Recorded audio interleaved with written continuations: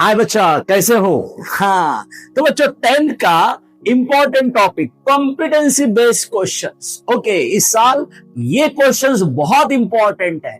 आज हम पढ़ने वाले हैं how to solve competency based question. Okay, क्योंकि कुछ ट्रिकी क्वेश्चंस बोर्ड में आ रहे हैं और उस ट्रिकी क्वेश्चन को हम कैसे सॉल्व करेंगे और साइंस में compulsory and out of marks कैसे स्कोर करेंगे, इस पे हम फोकस करते हैं बच्चों। तो पहला कॉम्पिटेंसी बेस्ड क्वेश्चन जो मुझे लग रहा है वो बहुत इंपॉर्टेंट क्वेश्चन है बच्चों। यहां पे देखिए, ये 2 मार्क क्वेश्चन है। ओके, यहाँ पे हमको ये देखना है कि name a one plant hormones that control a directional growth. Okay, यहां पे क्वेश्चन में पूछा है बच्चों डायरेक्शनल ग्रोथ। ओके, अब डायरेक्शनल ग्रोथ करने वाला हॉर्मोन्स एक ही है बच्चों, वो कौन सा है? ऑक्सिन। ओके, गलती से भी यहां पे आप एब्सिसिक एसिड नहीं लिखना है। ओके, क्योंकि यहां पे डायरेक्शनल ग्रोथ जो हॉर्मोन्स है वो कौन सा है? ऑक्सिन। और बच्चों दिमाग में पक्का रखना, यहां पे लिखा है ओनली वन प्लांट हॉर्मोन्स, यहां पे और में दूसरा हॉर्मोन्स नहीं लिखना है, सिर्फ एक ही लिखना है। ओके, बाद में देखिए बच्चों second question, plant hormones also referred as a growth regulators. Okay, and can be controlled by the number of stimuli. Name one point difference between the functioning of animal growth hormones and plant growth regulators. Okay, and हमें दोनों के बीच में एक difference बताना है। Difference between a what that is a plant, okay, growth regulators. Okay, ये और किसके बीच में बताना है? एनिमल और व्हाट ग्रोथ हॉर्मोन्स। ओके, समझ में आया? यानी इनके बीच में हमको डिफरेंस बताना है। अब डिफरेंस दोनों में क्या है? अब देखो बच्चों, क्वेश्चन में ही आंसर है। Growth regulators can be control the number of what? Stimuli. And here is the important one, the plant growth, okay, regulators are influenced, okay, influenced by a what? That is a external stimuli. Okay, समझ में? ये external stimuli के respond में होते हैं। Okay, इसीलिए हम इसको डायरेक्शनल ग्रोथ कहते हैं। बट हियर इज, हमने पढ़ा है बच्चों कि जो एनिमल हॉर्मोन्स है, okay, here is the animal hormones cannot, ध्यान में रखना, cannot influence, okay, cannot influence by a what? That is a external stimuli. Okay, so this is the major difference between the what? Plant growth regulators and animal growth hormones. ये दोनों के बीच का difference है बच्चों। Okay, तो यहां पे 2 mark में 1 मार्क आप ध्यान में आया होगा कि यहां ऑक्सिन को हाफ मार्क ही है। ओके, और यहां पे बच्चों 1.5 मार्क्स जो है ये डिफरेंशिएशन को है। तो ये एक कॉम्पिटेंसी बेस है कि what is the difference between the plant hormones and animal hormones. Okay, तो this is important question. Okay, अब बच्चों नेक्स्ट क्वेश्चन पे जाते हैं, सेकंड कॉम्पिटेंसी बेस्ड क्वेश्चन। यहां देखिए बच्चों, human being exhibit double circulation, okay, during which the blood is passed through the lungs and heart. Okay, आपको क्वेश्चन पेपर में जो पूछा है उसको आप पेंसिल से अंडरलाइन कर सकते हैं बच्चों। एंड हम फोकस उसी जगह पे करेंगे कि हमको क्या लिखना है। तो डबल सर्कुलेशन और लंग्स और हार्ट से ब्लड पास हो रहा है। अब क्वेश्चन देखिए, first state the route of the first and second circulation, यानी दो सर्कुलेशन के रूट बताना है through the chamber of the heart and explain the usefulness of such circulation.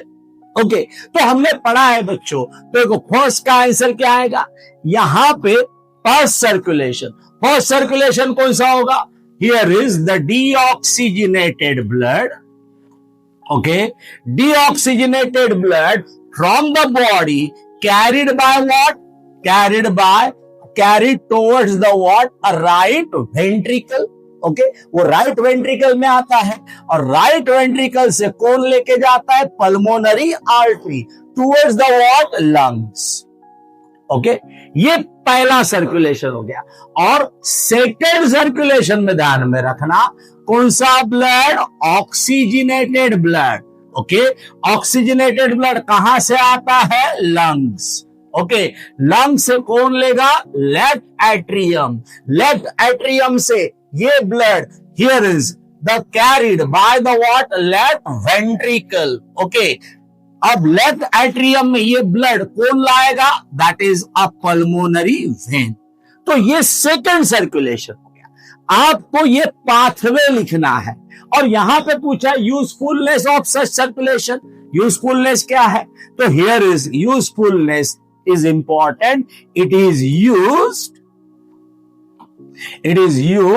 To separate oxygenated blood from which blood, deoxygenated blood. तो दोनों blood को separate रखना बहुत जरूरी है in human being to maintain which temperature, body temperature.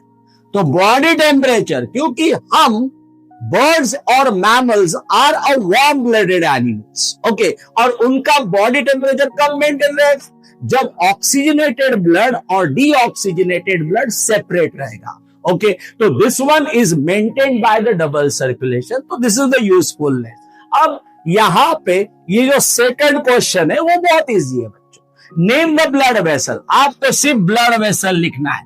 पहला A, here is carry oxygenated blood from lungs to the heart, कौन सा वेन है वो, pulmonary vein. Okay, and carry deoxygenated blood from heart to lungs, okay, which artery, pulmonary artery. Okay, तो यहां पे important जो है ना बच्चों, ये इसी को 2 मार्क्स है। ओके, और ये जो है ना यहां पे पल्मोनरी वेन्स को हाफ और आर्टरी को हाफ, ऐसा इसका मार्क डिस्ट्रीब्यूशन रहेगा। ओके, तो कॉम्पिटेंसी बेस में क्वेश्चंस में आपको क्या ढूंढना है कि जो पूछा है उसी को लिखना है। ओके, और सटीक आंसर देना है। ओके, अब यहां पे नेक्स्ट क्वेश्चन पे हम जाते हैं।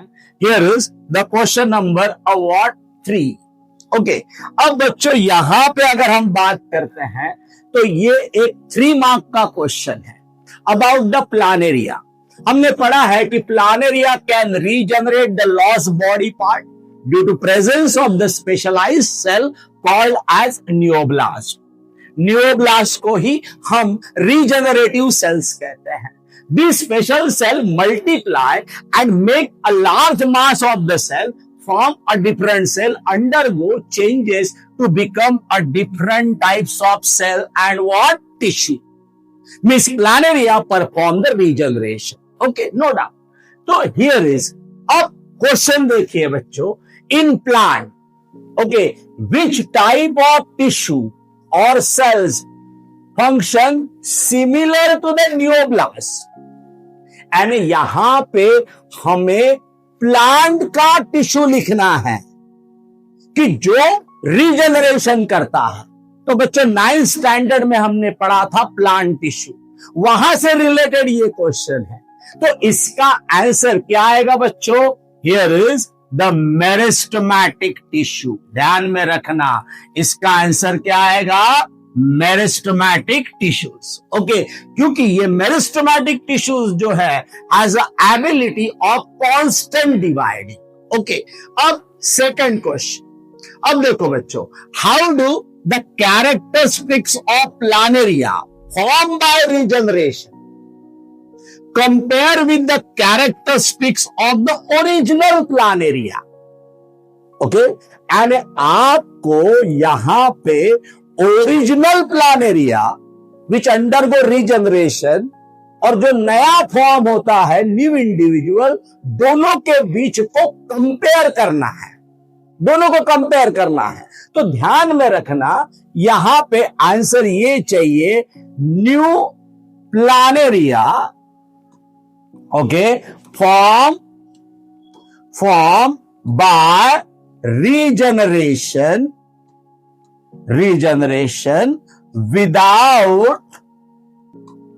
without mixing of gametes, without mixing of what? Gametes. And ये जो नया फॉर्म हुआ है वो कौन से मेथड से फॉर्म हुआ है? रीजनरेशन। और regeneration is a kind of asexual reproduction. अब असेक्सुअल है तो वहां गैमेट्स फॉर्म ही नहीं होते। ओके, तो ये असेक्सुअल रिप्रोडक्शन है, but the parent here is the original, okay, original plan area, okay, can perform which reproduction? Sexual reproduction. Okay, sexual reproduction by fusing the what? Gametes. Okay, and यहां पे gametes form भी होंगे और fuse भी होंगे। And जो parent है ना वो सेक्सुअल रिप्रोडक्शन कर सकता है। ओके, समझ में आया? क्योंकि regeneration is ability which is only perform under the accidental condition. Okay, but जो ओरिजिनल प्लान एरिया है, जो पेरेंट है, ओके, वो नेचुरली सेक्सुअल रिप्रोडक्शन कर सकता है। एंड वहां पे मिक्सिंग ऑफ क्या होता है? गैमेट्स होता है। ध्यान में, तो दिस इज इंपॉर्टेंट क्वेश्चन बच्चों। तो इसमें कॉम्पिटेंसी बेस्ड क्वेश्चन में ऐसे ट्रिकी क्वेश्चंस आते हैं। Okay, the next one, okay, अब next one that is the fourth question. Okay बच्चों, ये क्वेश्चन बहुत इंपॉर्टेंट है इस साल के लिए। ओके, आइदर 3 मार्क और 5 मार्क्स। देखो बच्चों, here is the 2 pea plant having the round and green seeds. Okay, 2 P plant दिए हैं जिसका राउंड और ग्रीन सीड है और उसका जेनोटाइप दिया है। एंड यहां पे अगर हम लिखते हैं कि round and a green seed, okay, समझ में आ, और उसका इसको क्रॉस करते हैं with the round and a what? That is a green seed. Okay, समझ में। अब इसका जेनोटाइप यहां पे दिया हुआ है। जेनोटाइप देखो, capital R, capital G, small G. This is the genotype. Okay, और इसका भी क्या है? Capital R, capital G, small G. Okay, अब देखो बच्चों, यहां पे सबसे पहले ये हमको ऑलरेडी F1 दिया गया है। ओके, तो इसका क्या निकालना पड़ेगा? गैमेट्स। ओके, अब इसका गैमेट्स क्या निकलेगा? देखो, कैपिटल आर, कैपिटल जी, ये एक गैमेट्स निकलेगा। दूसरा क्या निकलेगा? कैपिटल आर, स्मॉल जी, 2 ही निकलेंगे। ओके, बट बच्चों ये डायहाइब्रिड क्रॉस है, इसमें कितने गैमेट्स निकलने चाहिए? 4। ओके, तो तीसरा गैमेट सिमिलर रिपीट होगा, कैपिटल आर, कैपिटल जी, और चौथा capital R, small G. Okay, तो ये ऐसे 4 गैमेट्स निकलेंगे। तो देखो बच्चों, पहला ही क्वेश्चन पूछा है, gametes having both round and yellow seeds. Okay, कितना परसेंट आपके पास में round and yellow seed traits मिलेंगे? देखो, यहां पे पहला जो ये है capital R, capital G, because ये डोमिनेंट है, तो ये राउंड एंड ग्रीन है। ओके, तो यहां पे capital R, small G represent round and yellow. Okay, तो 4 में से कितने राउंड एंड येलो है हमारे पास? 1 और 2। And how much percent? 50%। तो यहां पे पहले क्वेश्चन का आंसर कितना परसेंट आएगा? 50%। ओके, तो ये 50% यहां पे इसका आंसर आ जाएगा। अब दूसरा question, offspring having the same genotype as the parent. Okay, तो बच्चों इसके लिए आपको पनेट स्क्वायर निकालना पड़ेगा। ओके, यानी ये सब जाएगा पनेट में। अब पनेट का आप यहां पे बॉक्स निकालते हो तो यहां पे इसको पूरा सॉल्व करके देखना पड़ेगा। ओके, विदाउट सॉल्विंग नहीं हो सकता है। ये पूरे के पूरे 4 कॉलम बनाना पड़ेगा। आपको सिर्फ मैं ट्रिक बता देता हूं। ट्रिक यहां पे ये है कि ये वाला जो कॉलम है, ओके, और ये वाला कॉलम ये सिमिलर आता है। दिमाग में पक्का रखना। क्यों? क्योंकि उसका जेनोटाइप क्या आएगा? सेम आएगा। ये वाला और ये वाला सेम रहेगा और ये सेकंड वाला और फोर्थ वाला सेम रहेगा।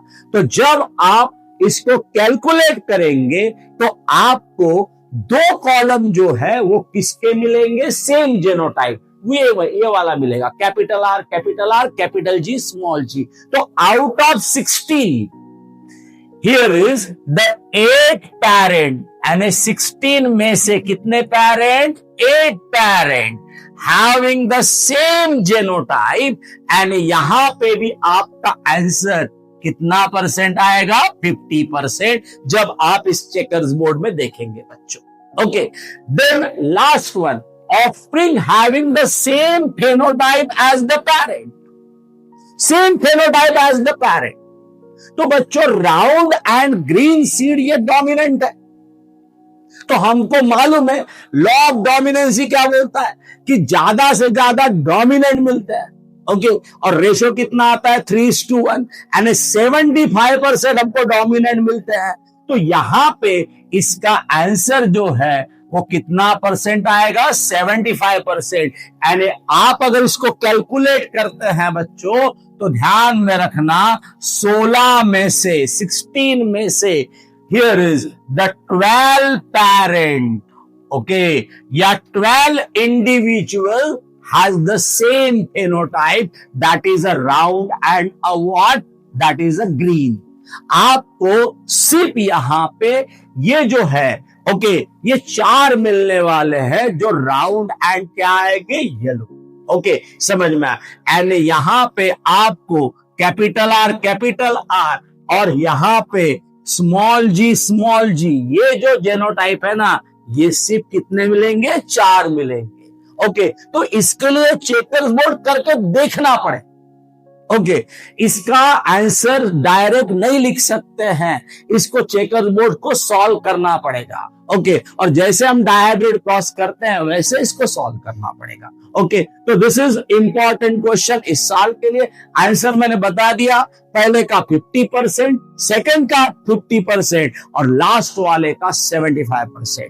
ओके, तो ये 16 इंडिविजुअल के तरह को कैलकुलेट करो। The next one, here is the 5th question. Here is the 5th one, the important बच्चों। ये 5th वाला जो क्वेश्चन है, this one is the 5 mark question. Here is जो वेदर सील है, सील एनिमल, ये मैमल है, बट ये समंदर में करीबन 1 घंटा तक स्विम करके रह सकता है without inhaling the what? Air. Okay, तो इसके लिए यहां पे इसके अडेप्टेशंस दिए हुए हैं। When diving the blood flow all the part of the seal body is reduced by 80 to 95%। यानी वहां पे सील क्या करता है कि ब्लड सर्कुलेशन को रिड्यूस करता है, सिर्फ लंग्स को, हार्ट को और ब्रेन को ही ब्लड सप्लाई करता है ड्यूरिंग द डाइविंग, जब वो डाइविंग करते रहता है तब।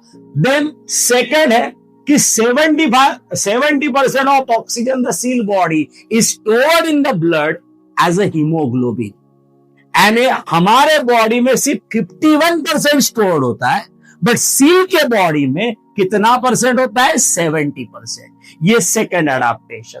अब थर्ड वाला जो अडेप्टेशन है ना बच्चों, ये बहुत इंपॉर्टेंट है कि 25% of oxygen seal body is stored in muscles. Okay, जैसे हमारे बॉडी में भी मसल में ऑक्सीजन स्टोर्ड होता है in the form of myoglobin, but वो सिर्फ कितना परसेंट होता है? 13%।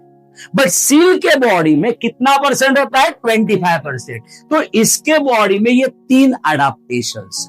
अब देखो बच्चों, यहां पे ग्राफ दिया हुआ है। अब ग्राफ अगर देखेंगे तो यहां पे formation of lactic acid against the time दिखाया है। यहां पे अगर देखते हैं, पहले 20 मिनट तक लैक्टिक एसिड फॉर्म नहीं हो रहा है, बट बाद में लैक्टिक एसिड का कॉन्सेंट्रेशन बढ़ रहा है। यानी इसका मतलब बच्चों, पहले 20 मिनट सील जो है वो एरोबिक रेस्पिरेशन का, ओके, और 20 मिनट के बाद में लैक्टिक एसिड बढ़ रहा है, यानी उसके मसल्स में लैक ऑफ ऑक्सीजन हो रहा है, and that's why the seal perform which respiration? Anaerobic respiration. Okay, तो ये एक स्टडी किया हुआ ग्राफ है, तो इसी पे बच्चों क्वेश्चंस है। देखो पहला क्वेश्चन यहां पे, here is, based on the graph what can be inferred about the change in the respiration, okay, happening in the seal body after 20 minutes under water। 20 minute के बाद में क्या क्या चेंजेस होता है? तो यहां पे हम आंसर में लिखेंगे, here is after 20 minutes, okay, here is the concentration of which acid? Lactic acid increases, okay, thus seal body perform which respiration? Anaerobic respiration, okay, ये हमारा कंक्लूजन रहेगा on the basis of graph. And here is the second conclusion, before a what? A 20 minutes, okay, the concentration of lactic acid is very less, okay, less, therefore seal perform या seal muscle perform which respiration? Aerobic respiration। यानी आपको find out करना है कि 20 minute के बाद क्या change हो रहा है और 20 मिनट के पहले क्या हो, तो इसको जस्टिफाई करना है। तो जस्टिफाई यही करेंगे क्योंकि पहले 20 मिनट उसमें एरोबिक रेस्पिरेशन हो रहा है और आखिरी में कौन सा रेस्पिरेशन हो रहा है? Anaerobic respiration, due to the lack of what? Oxygen. Okay, तो this is all about the first one. अब बच्चों सेकेंड क्वेश्चन अगर देखेंगे इसका, तो दिस इज इंपॉर्टेंट वन। देखो, adaptation are helps the most to produce the energy for swimming. During the first 20 minutes of dive, explain why the adaptation P and Q do not help as much. वहां पे मैंने 3 adaptations आपको बताए थे, okay, तो उसमें का R adaptation help कर रहा है, क्योंकि R क्यों हेल्प कर रहा है? Because the R, okay, R में muscles, okay, muscles stored oxygen, that is how much percent? 25% in the form of what? Myoglobin, okay, समझ में आया?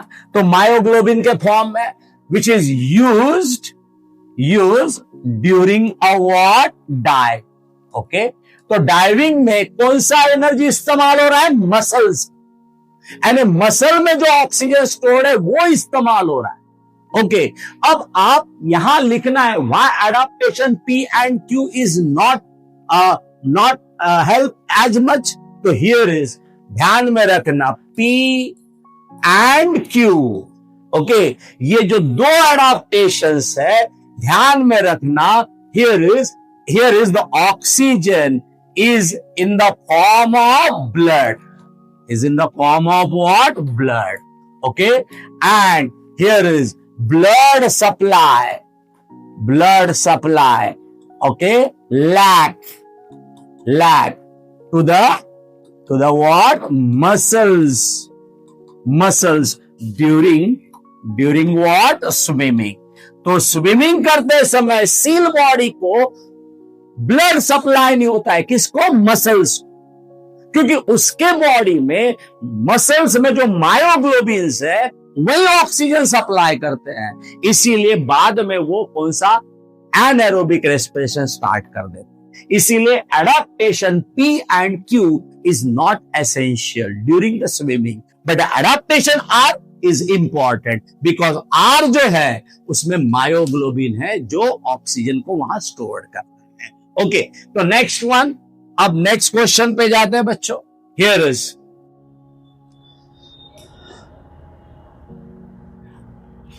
This one is another question related with the heredity। बच्चों इस साल एक case study या 5 mark का क्वेश्चन यहां से आ सकता है। अब देखो, a scientist wanted to determine whether the tall pea plant X, okay, is cross with is a what? Capital T or capital T small t, and हमें फाइंड आउट करना है कि प्लांट X जो है उसका जेनोटाइप ये homozygous है या हेटेरोजाइगस। अब यहां पे दो X प्लांट को दो इससे क्रॉस करते हैं, एक कैपिटल T ट्रेड्स और दूसरा स्मॉल t ट्रेड्स। ओके, अब यहां पे considering that X should be capital T और capital T small t, what ratio would obtain in both the crosses? बच्चों यहां पे हमको 4 क्रॉस बनाना पड़ेगा। ओके, कितना क्रॉस बनाना है? 4। एंड एक हमको किसके साथ करना है? कैपिटल T के साथ, और दूसरा किसके साथ करना है? स्मॉल t के साथ करना है। ओके, अब बच्चों यहां पे अगर हम ये है यहां पे इसका पहला क्रॉस मैं करता हूं कैपिटल T और कैपिटल T, तो बच्चों इसका क्रॉस अगर करूं मैं तो सारे के सारे क्या आएंगे? टॉल, और ये टॉल कौन से रहेंगे? होमोजाइगस। ओके, समझ में? चेकर्स बोर्ड मेथड से इसको करना भी है बच्चों। ओके, समझ में? बाद में अगर मैं सेकंड लेता हूं, ओके, सेकंड वाला क्रॉस करता हूं कि capital T cross with capital T small t, अगर ये करें तो बच्चों यहां पे हमको पनेट स्क्वायर मेथड निकालना पड़ेगा। ओके, हियर इज, ये इस तरह से इसको निकालेंगे। देखो ये एक कैपिटल T और दूसरा कैपिटल T स्मॉल t। देखो अब ये और ये कैपिटल T प्योर टॉल, ये और ये कैपिटल T प्योर टॉल, ये और ये capital T small t hybrid tall, और ये capital T small t hybrid tall. And यहां पे जेनोटिपिक रेशियो जो है वो क्या आएगा? Capital T is to capital T small t 1:1, ratio 1:1 आ रहा है। एंड 50% पॉसिबिलिटी है कि ये एक्स प्लांट कैपिटल T है और 50% पॉसिबिलिटी है कि वो कैपिटल T स्मॉल t, तो ये एग्जैक्ट आंसर नहीं है। ओके, अब बच्चों यहां से इसको इधर अगर हम करते हैं, ओके, अगर मैं यहां पे capital T cross with small t करता हूं तो सारे हाइब्रिड मिलेंगे, क्योंकि सारे के सारे टॉल मिलेंगे, बट सारे के सारे क्या मिलेंगे? हेटेरोजाइगस। ओके, ये भी हमको चेकर्स बोर्ड मेथड से करना है। बाद में अगर बच्चों मैं यहां पे कैपिटल T स्मॉल t और स्मॉल t करता हूं, ये है हमारा आंसर, जिसको हम कौन सा क्रॉस कहते हैं बच्चों? Test cross. अगर इसको सॉल्व करते हैं तो ये अगर यहां इसका बॉक्स बनाते हैं और इसको सॉल्व करते हैं तो देखो आंसर क्या आएगा? कैपिटल T स्मॉल t, ये small t, capital T small t, capital T small t और स्मॉल t। बच्चों इस क्रॉस में देखो हमको फेनोटिपिक रेशियो मिला है, टॉल इज टू डॉर्फ। और हमको क्या पहचानना है? फेनोटाइप पहचानना है। तो यहां पे रेशो कितना मिला है? 1:1। ओके, और जो टॉल मिला है उसका जेनोटाइप क्या है? Capital T small T. And answer में यही आएगा कि capital T small T. Okay बच्चों, तो ये कॉम्पिटेंसी बेस्ड क्वेश्चंस है और यही आते हैं और आपको ये 4 क्रॉस दिखाना पड़ेगा और फाइनली आपको लिखना पड़ेगा ओके कि यहां पे ये जो क्वेश्चंस है इसका आंसर टेस्ट क्रॉस से निकलता है। देखो, अगर ये पूरा होने के बाद अगर हम इसका सेकंड क्वेश्चन पे जाते हैं तो इसका देखो यही है, based on the ratios, okay, based on the ratio obtained across with the parent would help identifying whether X was TT or yes। इसका आंसर आएगा yes। ओके, because हम लिखेंगे because here is because the test cross किसको कहता है? F1 into recessive। Okay, recessive use to identify genotype of parents। Okay, समझ में आया? तो this question is very very important related with heredity. इसको एक ही मार्क है, बट पहला क्वेश्चन जो क्रॉस दिखाने वाला था वो 4 का। ओके, तो this is all about the what, that is a competency based question. तो बच्चों दिमाग शांत रख के इसको सॉल्व करो तो पूरा नंबर मिलेगा। Okay, thank you. Hello dear students, I hope पढ़ाई हो चुकी होंगी हमारी। चलो, तो जैसे कि मैंने आप लोगों को जब पहले पढ़ाया है, ठीक है, तो मैंने आपको बताया है कि कुछ ऐसे क्वेश्चंस मिलेंगे हमें पेपर में जिनके आंसर्स बहुत इजी होंगे। जो हमने पढ़ा है उसमें से ही आंसर्स बनेंगे, लेकिन बेवजह आपका टाइम वेस्ट करने के लिए वो क्वेश्चन इतना बड़ा देगा लेकिन आंसर छोटा सा रहेगा, ठीक है। और कुछ कुछ क्वेश्चन तो मैंने आपको ऐसे बताया है जो इतना बड़ा रहता है लेकिन जो नीचे के जो क्वेश्चंस रहते हैं वो इससे बहुत कम ही रिलेट करते हैं। तो ये जितने भी टाइप के क्वेश्चंस होते हैं इन्हें हम कहते हैं कॉम्पिटेंसी बेस्ड क्वेश्चन, ठीक है। आइए, तो मैं आज आपके पास आपके लिए लेके आया हूं 5 ऐसे कॉम्पिटेंसी बेस्ड क्वेश्चन, ठीक है। चलिए मूव करते हैं। Question number 1, Tina finds a paper covered with a white substance। Okay, तो एक पेपर है उस पे व्हाइट सब्सटेंस कुछ तो भी लगा है।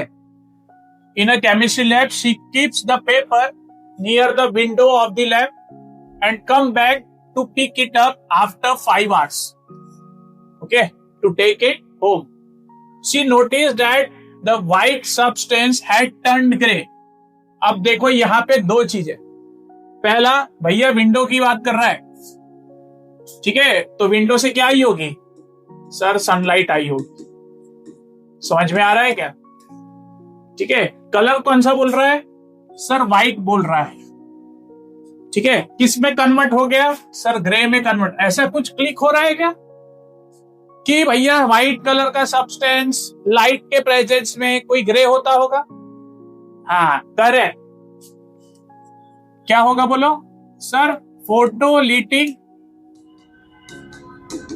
डिकम्पोजिशन हो सकता है, राइट। देखो, हम जब भी क्वेश्चन पढ़ते हैं ना तो हमें ऐसा क्लिक होना चाहिए, जिस बच्चे को क्लिक होगा मतलब उसको आंसर आ जाएगा। What could be the most likely substance on the paper that Tina found? The substance changed from white to gray. Write the chemical equation for this reaction. State one application of this property of the substance seen in daily life. Yes, आइए तो बताइए कि जो substance है वो क्या हो सकता है? सर सब्सटेंस हो सकता है silver chloride,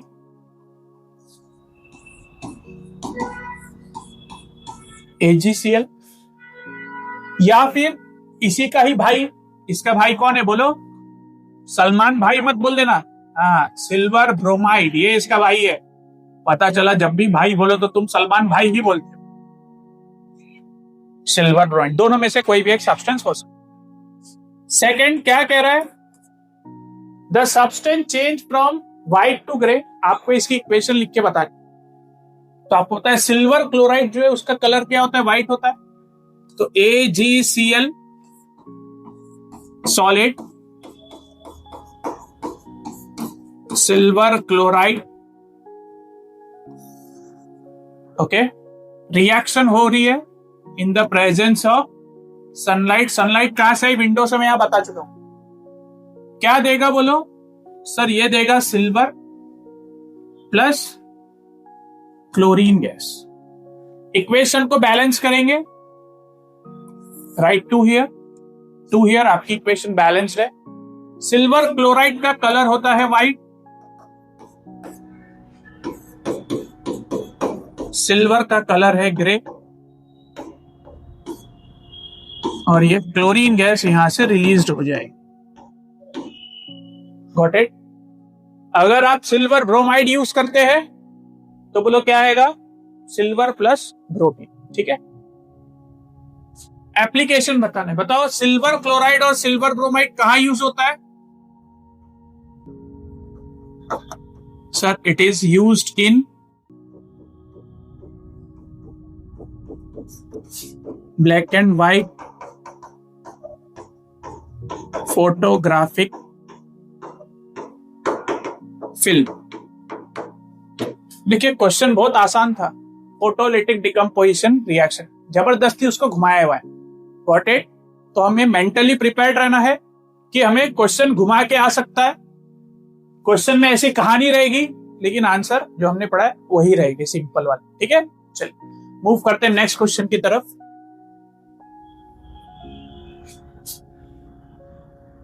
question number 2, a remarkable property of acids, a remarkable property of acid. तो एसिड की प्रॉपर्टी बात कर रहा है, that they can dissolve metal. Okay, तो क्या समझ में आ रहा है, रिएक्शन किसके बीच में, एसिड प्लस मेटल। मैंने आपको पहले ही बताया कि जब भी ऐसा कुछ होता है हमारे दिमाग में क्या क्लिक होना चाहिए, whenever acid react with metal it gives metallic salt plus hydrogen gas. जिस बच्चे को ये जनरल रिएक्शंस याद है, ये क्वेश्चन उसको समझ चुका है कि भैया आगे क्या होने वाला है। When metals are added to an acid, they disintegrate and disappear into the acid. Disappear मतलब घुल गया उसमें, डिसॉल्व हो गया। Okay, state one other common observation when metals dissolve in acid, explain the reason for this observation. ये general reaction हमने लिखा है, तो जनरल रिएक्शन से हमें इसका ऑब्जर्वेशन भी मिल गया। क्या मिल रहा है बोलो सर, हाइड्रोजन गैस यहां से इवॉल्व हो रही है, मिल गया ना, लिख लेंगे। तो पहला ऑब्जर्वेशन क्या है, इवोल्यूशन ऑफ हाइड्रोजन गैस। अब ये जो रिएक्शन होती है कैसी होती है सर, एक्सोथर्मिक। यहां से क्या होता है, हीट एनर्जी इवॉल्व होती है। कैसे पता चलेगा, जिस बीकर में आप ये रिएक्शन परफॉर्म कर रहे हैं, जिस एपरेटस में आप ये रिएक्शन परफॉर्म कर रहे हैं, उसे जब आप टच करेंगे you feel warm. Okay, it represent that the reaction is exothermic reaction. तो दूसरा ऑब्जर्वेशन आपको पता चल गया कि रिएक्शन कौन सी है, एक्सोथर्मिक। समझ में आ रहा है। देखो बहुत सिंपल सा है, ठीक है, सिर्फ क्वेश्चन को लेंथी बनाया गया जबरदस्ती का। आइए, if the acid with the dissolved metal is evaporated, can we get the metal back, why और वाई नॉट। देखो जब भी वाई और वाई नॉट आता है तो आंसर नॉट ही रहता है या नो। समझ में आ रहा है, ठीक है, इतना तो सबको समझ ही चुका होगा अब तक। आइए, तो क्लियर है कि भैया मुझे आंसर है नो। अब क्यों नहीं मिलना है, देखो क्या बोल रहा है, जब एसिड रिएक्ट हो रहा है मेटल से तो क्या दे रहा है मुझे, मेटेलिक सॉल्ट। क्या दे रहा है ना। तो एक नया सब्सटेंस बना, नया सब्सटेंस बना मतलब कौन सा चेंज हुआ, केमिकल चेंज। केमिकल चेंज हुआ है यहां पे, इसीलिए मुझे मेटल फिर से नहीं मिलेगा। समझ में आ रहा है। चलिए In this equation, the word dissolve is used within quote. This is because it is not actually an example of dissolving. थोड़ा समझो. What is the main difference between a metal dissolving in an acid and sugar dissolving in water? बहुत simple है. क्या बोल रहा है कि अगर मैं मेटल को डिसॉल्व कर रहा हूं एसिड में, मैं आपको बता चुका हूं कि भैया पहला वाला जो है वो केमिकल चेंज है. पहला वाला क्या है? Chemical change. लेकिन जब मैं शुगर को डिसॉल्व कर रहा हूं वाटर में तो वो क्या है? Physical change. अब आप मुझे बताइए कि जब मैं शुगर को डिसॉल्व कर रहा हूं वाटर में तो क्या इवेपोरेशन से मुझे शुगर मिल जाएगा? यस. तो हमें शुगर डिसॉल्विंग इन वाटर से शुगर मिल जाएगा बाय इवेपोरेशन से. क्यों? क्योंकि वहां पे फिजिकल चेंज हो रहा है. लेकिन मेटल डिसॉल्व्ड इन एसिड से मुझे फिर से मेटल नहीं मिल सकता है क्योंकि वहां पे केमिकल चेंज हो रहा है. समझ में आ रहा है? बहुत ही सिंपल सा क्वेश्चन है, लेकिन फ्रेमिंग देख लीजिए. ठीक है, चलिए मूव करते हैं नेक्स्ट क्वेश्चन की तरफ. A dry pellet of common base. क्या बोल रहा है? कॉमन सा बेस है. ठीक है, चलो आइए. When kept in open absorb moisture and turn sticky. Moisture absorb करके क्या हो रहा है? स्टिकी हो रहा है. अब देखो, आपने अगर अच्छे से पढ़ाई की है तो आपको समझ चुका होगा कि एक ऐसा बेस जो मॉइस्चर एब्जॉर्ब करता है और स्टिकी होता है वो कौन हो सकता है? Yes, NaOH. तो मतलब मैं बोल सकता हूं कि सर यहां पे जो बेस बी है, ये मेरा ऐसा सोचना है, मैं गलत भी हो सकता हूं. NaOH. समझ में आ रहा है? चलिए आगे पढ़ते हैं. The common compound is also a by product of क्लोर alkali process. अब तो समझ में आ चुका होगा कि मैं सही हूं, क्योंकि क्लोर अल्कली में जो बेस बनता है वो NaOH है. मतलब अपन सही रास्ते जा रहे हैं. ठीक है. Identify B. तो हमें पता चल चुका है कि सर बी कौन है? NaOH. What type of reaction occurs when B is treated with an acidic oxide? आपको एसिडिक ऑक्साइड के साथ रिएक्शन करवाना है. आपने बोला बी कौन है? NaOH. NaOH कौन है? बेस. ये है बेस, ये है एसिड. तो बोलो कौन सी रिएक्शन होगी? Neutralisation reaction. Write a balance chemical equation for one such solution. ठीक है, आइए. तो बोलिए सर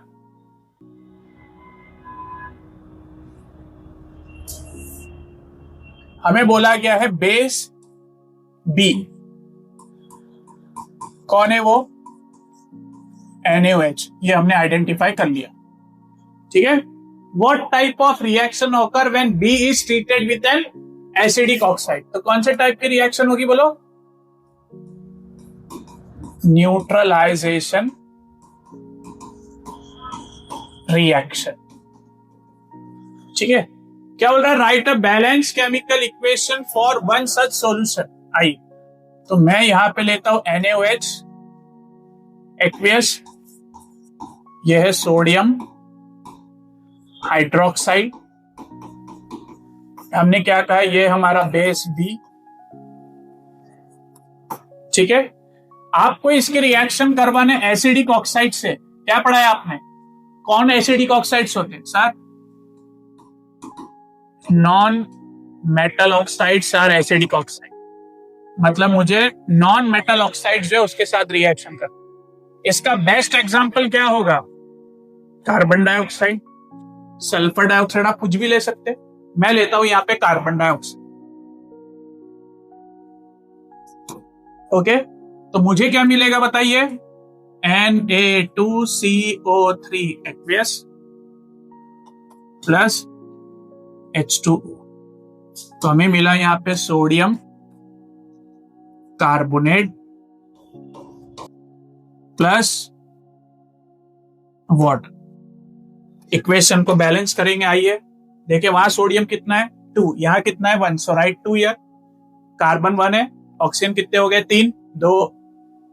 2 और 2 4. 3 और 1 4. ठीक है. हाइड्रोजन तो है. हमारी इक्वेशन बैलेंस हो. क्लियर है इतना? तो यहां पे हमें यहां से हिंट मिली और एसिडिक ऑक्साइड मतलब नॉन मेटल ऑक्साइड, ये ध्यान में रखें। चलिए मूव करते हैं नेक्स्ट क्वेश्चन की तरफ।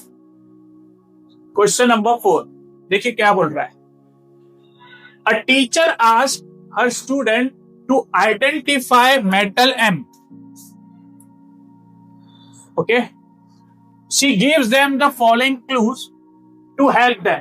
तो ये कुछ क्लूज दिए, उसके बाद ये क्वेश्चन दिया 1 2 3। ठीक है, आइए। It's oxide react with both HCl and NaOH। एक ऑक्साइड है, क्या बोला है, जो HCl यानी एसिड से भी रिएक्ट हो रहा है, NaOH जो बेस से भी हो रहा है। बोलो कौन होगा oxide? Yes sir, amphoteric oxide है मतलब। अब एम्फोटेरिक ऑक्साइड के दो ही एग्जाम्पल है, एक है Al2O3, एक है ZnO। मतलब या तो मेटल मेरा होगा एल्यूमिनियम या तो होगा zinc. It does not react with hot and cold water but it react with steam. Again ये एल्यूमिनियम भी हो सकता है, जिंक भी हो सकता है, क्योंकि एल्यूमिनियम, जिंक और आयरन स्टीम से रिएक्ट करते हैं। ठीक है, अभी तक कंफर्म नहीं हुआ है क्यों एल्यूमिनियम है कि जिंक है, दोनों में से कोई भी हो सकता है। आइए, it can be extracted by electrolysis of its ore. देखो इलेक्ट्रोलिसिस ऑफ इट्स ओर से कंफर्म हो गया कि मेटल कौन है, एल्यूमिनियम। सर जिंक नहीं होता कि नहीं, जिंक कार्बोनेट होता है या तो जिंक सल्फाइड होता है। तो कैल्सिनेशन, रोस्टिंग, ये सब आखिरी में जाना पड़ता है, याद है। तो ये इलेक्ट्रोलिसिस से हम किसको करते हैं, एल्यूमिनियम। तो हमको कंफर्म हो गया कि यहाँ पे जो मेटल की बात की जा रही है वो कौन है, एल्यूमिनियम, जिंक नहीं है। क्लियर है इतना? चलिए क्या बोल रहा है, आइडेंटिफाई द मेटल। तो बोलिए मेटल क्या है सर, एल्यूमिनियम। ठीक है, right the chemical equations for the reaction of the metal oxide with HCl and NaOH respectively. So Al2O3 solid, aluminium oxide, इसकी रिएक्शन करना है हमें HCl के साथ, दैट इज हाइड्रोक्लोरिक एसिड। क्या देगा बोलो सर, ये देगा AlCl3 एक्वियस प्लस H2। नाम बताइए, एल्यूमिनियम क्लोराइड प्लस वाटर। ठीक है, आइए इक्वेशन को बैलेंस करते हैं। बोलिए एल्यूमिनियम कितना है यहाँ, 2, राइट 2 ईयर। जब मैंने यहाँ 2 लिखा, क्लोरीन कितना हो गया, 2 3 6, राइट 6 ईयर। हाइड्रोजन कितना हो गया, 6, राइट 3 ईयर। आपकी इक्वेशन बैलेंस हो। क्लियर है इतना? चलिए इसके बाद किससे रिएक्शन करवाना है, NaOH के साथ। आइए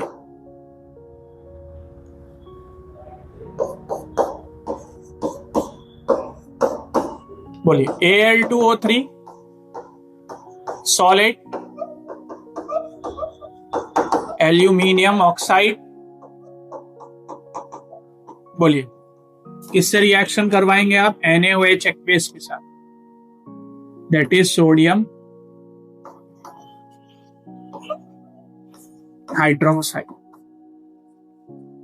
बोलो जब एल्यूमिनियम ऑक्साइड रिएक्ट करता है सोडियम हाइड्रोक्साइड से, क्या देता है, यस NaAlO2।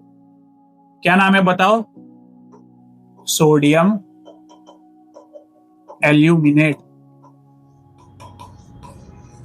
Plus water. ठीक है, इक्वेशन को बैलेंस करिए। देखो एल्यूमिनियम यहाँ पे 2 है, यहाँ पे 1 है, राइट 2 ईयर। सोडियम कितना हो गया, 2 हो गया, राइट 2 ईयर। देखिए आपकी इक्वेशन बैलेंस हो। ठीक है, क्या बोल रहा है, what would happen if the metal is reacted with iron oxide. Aluminium जब रिएक्ट होगा आयरन ऑक्साइड से तो क्या होगा, मतलब कौन से रिएक्शन की बात कर रहा है, बोलो सर, थर्मिट रिएक्शन की बात कर रहा है। सही है, ठीक है। तो बताओ इसकी इक्वेशन क्या होगी, चलो बताओ कौन बताएगा। तो इसकी इक्वेशन होगी, बोलिए, Fe2O3 solid, that is iron oxide, plus aluminium solid, ठीक है, हीट करेंगे, क्या देगा बोलो सर? ये देगा हमें Fe liquid, that is molten iron, plus Al2O3 solid plus heat. Equation को बैलेंस करेंगे। देखिए Fe कितना है 2, यहां पे Fe1 है, राइट 2 ईयर। एल्यूमिनियम कितना है 2, इधर कितना है 1, राइट 2 ईयर। आपकी इक्वेशन बैलेंस्ड हो चुकी। समझा? कौन सी कैटेगरी की रिएक्शन है? एक्सोथर्मिक। ठीक है, इसका यूज बताइए, पूछा नहीं गया है, मैं आपसे पूछ रहा हूं। ठीक है sir, it is use to join crack railway tracks, okay, और मशीनरी पार्ट्स। चलिए सो मूव करते हैं नेक्स्ट क्वेश्चन की तरफ।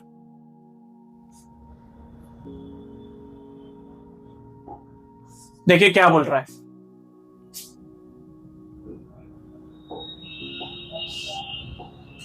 Ethanol C2H5OH is heated with alkaline potassium permanganate। कौन है ये?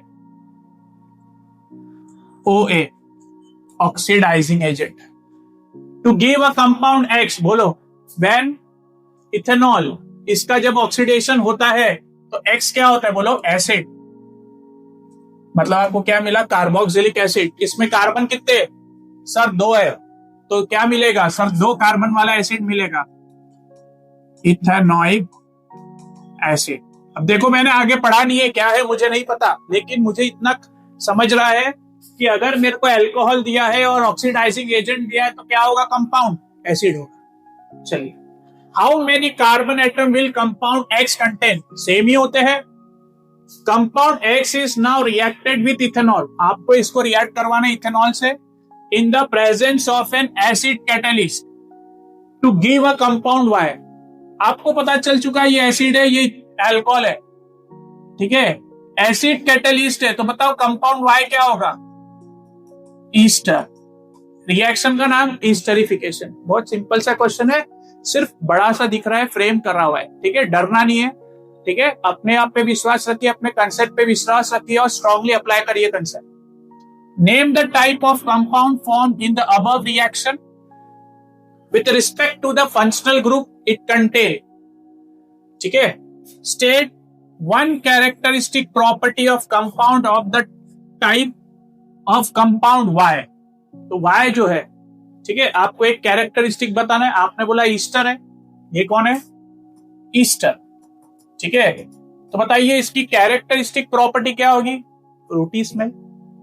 यस, बहुत ही सिंपल सा क्वेश्चन।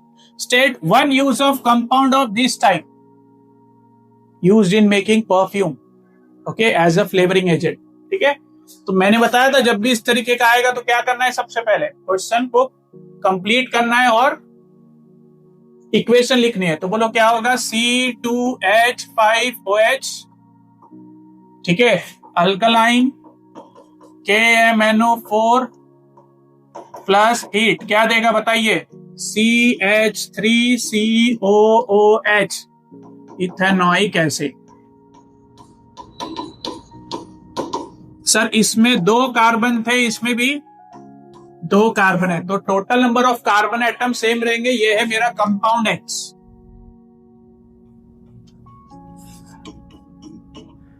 ठीक है, चलिए आइए क्या बोल रहा है, देखो। Compound X is now reacted with ethanol in the presence of an acid। इस इक्वेशन को कंप्लीट करते तो X क्या है बोलो हमारा?